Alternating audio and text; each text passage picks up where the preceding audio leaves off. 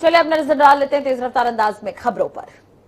अयोध्या के तपस्वी छावनी के महंत परमहंस दास ताजमहल देखने पहुंचे, लेकिन उन्हें एंट्री नहीं दी गई। परमहंस दास ने ताजमहल का टिकट खरीदा और जैसे ही एंट्री गेट पर पहुंचे वैसे ही वहां तैनात सीआईएसएफ के जवानों ने उनको अंदर जाने से रोक दिया। सुरक्षा कर्मियों ने उन्हें ब्रह्मदंड के साथ अंदर जाने से मना किया और कहा कि वे बिना ब्रह्मदंड के अंदर जा सकते हैं।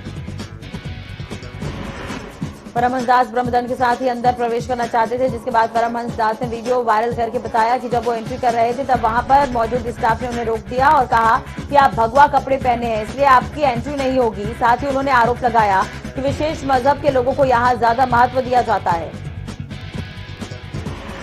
इस पूरे मामले पर राजकुमार पटेल ने जानकारी दी कि ताजमहल में प्रवेश के लिए नियम तय है। संत अपने साथ अंदर लोहे का दंड ले जाना चाहते थे, जिसके लिए उन्हें मना किया गया। उनके प्रवेश पर कोई रोक नहीं थी। उनसे ब्रह्मदंड गेट पर रखने का आग्रह किया गया था, लेकिन वो तैयार नहीं हुए। आगरा में पुलिस ने पुरातत्व विभाग का पुतला छीना। हिंदू महासभा के कार्यकर्ता पुतला जलाना चाह रहे थे। परमहंस आचार्य को ताज में न घुसने देने पर नाराजगी जताई है।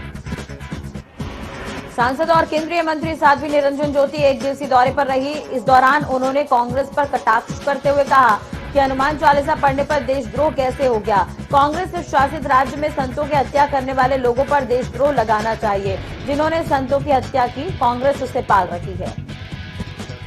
मुजफ्फरनगर में धार्मिक स्थलों से लाउडस्पीकर उतारने शुरू हो गए हैं। पुलिस की अपील के बाद मस्जिदों और मंदिरों से अतिरिक्त लाउडस्पीकर उतारे गए। दोनों धर्मों के लोगों ने कोर्ट के आदेशों का पालन किया है।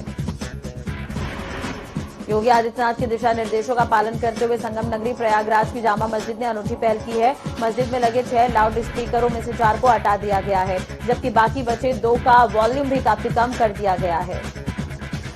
जामा मस्जिद में लगे स्पीकरों की आवाज इतनी कम कर दी गई है कि अजान की आवाज अब दूर तक नहीं जाती। मस्जिद कमेटी ने फज्र यानी कि सुबह की नमाज के वक्त आवाज को और भी कम करने का फैसला किया है।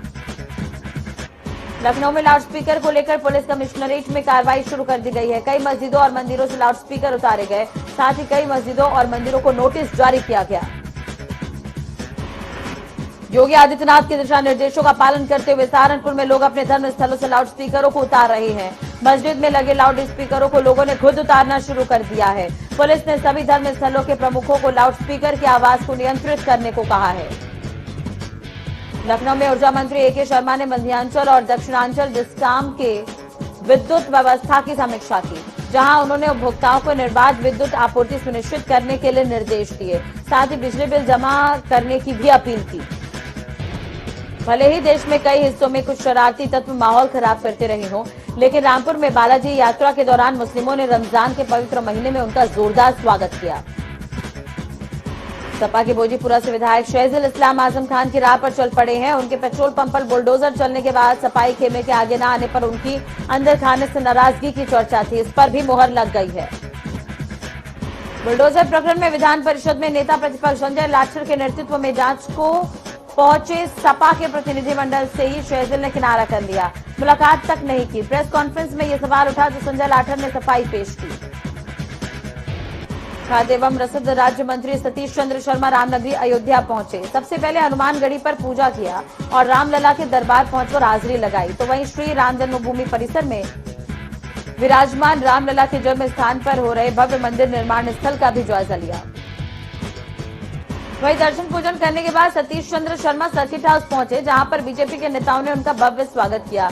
इस दौरान मीडिया से मुखातिब होते हुए सतीश चंद्र शर्मा ने कहा कि योगी सरकार में 2017 के बाद खाद्य एवं रसद विभाग में ऐतिहासिक परिवर्तन किए गए हैं और हर प्रत्येक राशन कार्ड धारकों को बायोमेट्रिक पद्धति से राशन मिल रहा है।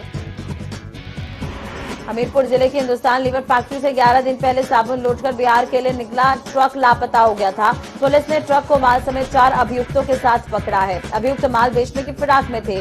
माल की कीमत लगभग 62,55,000 रुपए बताई जा रही है। अमेठी में आरटीओ में ऑफिस में तैनात विवेक बाबू की दबंगई सामने आई। विवेक ने काम करने गए फरियादी को अपने 2 साथियों के साथ मिलकर पीटा, जिसके बाद गुस्साए फरियादी ने अपने समर्थकों के साथ आरटीओ ऑफिस में हंगामा किया। बांदा के महिला जिला अस्पताल में प्रसव के दौरान ऑपरेशन के लिए महिला से अस्पताल कर्मचारियों ने पीड़िता से 7,000 रुपए ऐंठ लिए। नवजात की हालत बिगड़ने पर परिजन आक्रोशित हुए और कार्रवाई की मांग की। आगरा के शाहगंज थाना क्षेत्र में ओम मंगला मैरिज होम में भीषण आग लग गई। पड़ोसियों ने आग की लपटें देखकर आग पर काबू पा लिया। आग लगने का कारण शॉर्ट सर्किट को बताया जा रहा है। इधर ललितपुर में जिला पंचायत की सरकारी जमीन पर बने 10 मकानों को प्रशासन ने कार्रवाई करते हुए कब्जा मुक्त करवा दिया। इस दौरान नायब तहसीलदार राजस्व टीम मौजूद रही। लखनऊ में पुलिस और बदमाश के बीच मुठभेड़ में एक बदमाश घायल हो गया। घायल बदमाश ने बीते दिनों गुडब्बा इलाके में अपने साथियों के साथ मिलकर कार सवारों पर अंधाधुंध फायरिंग कर दी। घायल को इलाज के लिए गिरफ्तार कर जेल भेज दिया गया है। झांसी में पुलिस ने एक लुटेरे बदमाश को गिरफ्तार किया है। पुलिस ने आरोपी को कब्जे से लूटे गए सोने के जेवरात, 14,000 नगद और एक तमंचा बरामद किया है। आरोपी मौके से फरार बताया जा रहा है। अलीगढ़ में न्याय शुल्क में वृद्धि को लेकर अधिवक्ताओं ने कोर्ट के बाहर प्रदर्शन किया और मुख्यमंत्री के नाम एसीएम द्वितीय सुधीर गुपार को ज्ञापन सौंपा है। मंगलवार को 5 देशों के प्रतिनिधिमंडल ने आगरा नगर निगम में बने स्मार्ट सिटी का मुआयना किया। इस दौरान प्रतिनिधिमंडल ने अधिकारियों के साथ बैठक की, जिसमें स्मार्ट सिटी के महत्वपूर्ण बिंदुओं पर चर्चा की गई। औरैया परिवहन विभाग एक बार फिर से स्कूली बसों पर कार्रवाई करने में जुटा है। जहां पीटीओ रियाना बानो ने औरैया स्कूलों में फिटनेस को लेकर चेकिंग अभियान चलाया, जिसमें एक बस पर चालानी कार्रवाई की गई और एक बस को सीज कर दिया गया। ललितपुर में संदिग्ध परिस्थिति में सड़क किनारे युवक का शव मिला है। सूचना के बाद मौके पर पुलिस ने शव को कब्जे में लिया, पोस्टमार्टम के लिए भेज दिया और मामले की जांच कर रही है। बांदा में तेज रफ्तार ट्रक ने बाइक सवार को टक्कर मार दी। हादसे में बाइक सवार युवक की मौत हो गई। नाराज परिजनों ने पलानी बांदा मार्ग पर जाम लगा दिया। सूचना के बाद मौके पर पहुंची पुलिस ने शव को कब्जे में लेकर पोस्टमार्टम के लिए भेज दिया है। अलीगढ़ के नारायणपुर गांव में खेत में काम कर रहे किसान के अज्ञात लोगों ने फावड़ी से काटकर हत्या कर दी। सूचना के बाद मौके पर पहुंची पुलिस ने शव को कब्जे में लेकर पोस्टमार्टम के लिए भेज दिया और मामले की जांच शुरू कर दी है। जालौन में बाइक और बस में जोरदार टक्कर हो गई। हादसे में एक की मौत हो गई, वहीं एक घायल हो गया। घायलों को अस्पताल में इलाज के लिए भर्ती करवाया गया है। प्रतापगढ़ के बिरसिंहपुर गांव में केंद्रीय शहरी विकास राज्य मंत्री कौशल किशोर और सीएलपी नेता मोना ने समाज सेविका राम दुलारी सरोज और रामपति सरोज की प्रतिमा का अनावरण किया। यूपी के महोबा में गुलाब गैंग ने की ससुराल वालों से परेशान महिला की मदद।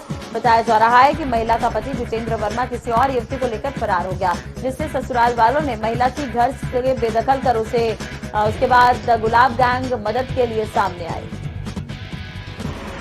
प्रतापगढ़ के सराय में एक परिवार को प्रधानमंत्री आवास योजना का लाभ मिलने के बाद भी 6 महीने से मकान नहीं बन सका है। टूटे मकान में रहने को मजबूर परिवार ने कार्रवाई की मांग करते हुए कलेक्ट्रेट परिसर में धरना दिया। अधिकारियों ने परिवार को आश्वासन दिया है। चित्रकूट धाम मंडल के मंडल आयुक्त ने हमीरपुर के बसेला गांव पहुंचकर ग्रामीणों की जन समस्याओं को सुना। हमीरपुर के राठ विकास खंड के ग्राम बसेला में मंडल आयुक्त ने चौपाल लगाकर जन समस्या सुनी और विकास कार्यों का निरीक्षण किया। इस दौरान जिलाधिकारी, पुलिस अधीक्षक समेत अधिकारी मौजूद रहे। ललितपुर से मडवारा जा रही बस अनियंत्रित होकर पलट गई। हादसे में 6 लोगों की मौत हो गई और करीब 1 दर्जन से ज्यादा लोग घायल हो गए। मुजफ्फरनगर के जानसार थाना क्षेत्र के खलवाड़ा गांव में पति पत्नी की निर्मम हत्या को अंजाम दिया गया।